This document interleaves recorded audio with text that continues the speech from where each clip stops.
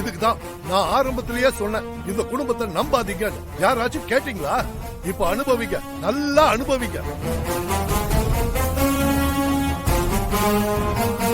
அந்த கதவை திறந்து காட்டுங்க.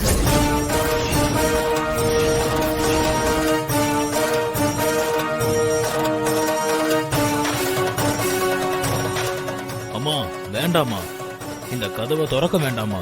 இந்த கதவை இதுவரைக்கும் யாரும் திறந்தது இல்ல. அதை திறந்தா ஊருக்கே பெரிய ஆபத்து வந்துடும்.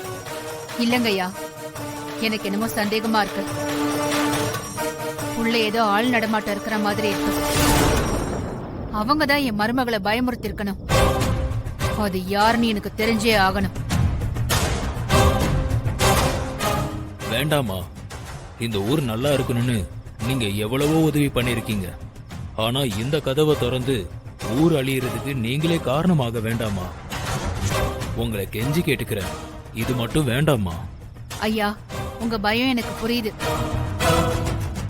ஆனா அந்த பயத்தை பயன்படுத்தி தான் யாரோ தப்பு பண்றாங்களோன்னு எனக்கு தோணுது. நிச்சயமா அங்க யாரோ ஆள் இருக்காங்க. அதை திறந்து உங்க பயத்தை நான் போக்குறேன்.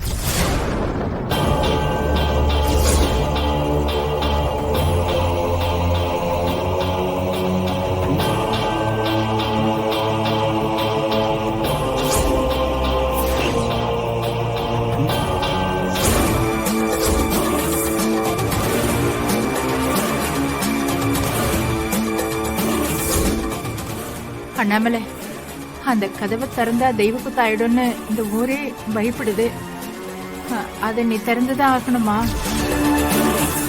நான் வெண்ணிலாவுக்காக மட்டும் இந்த கதவை திறக்கலக்கா.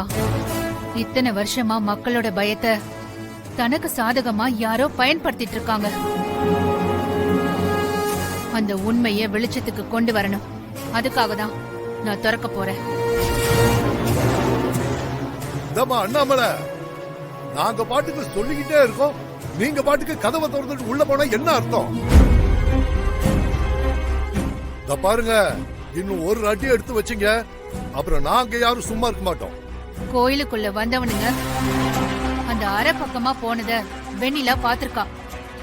அப்ப அவனுங்க அங்கதானே இருக்கணும். என் மருமகளை மிரட்ட வந்தவனுங்கள நான் பார்க்கணும். ஏமா, என்ன சும்மா சொன்னதையே சொல்லிக்கிட்டு இருக்க?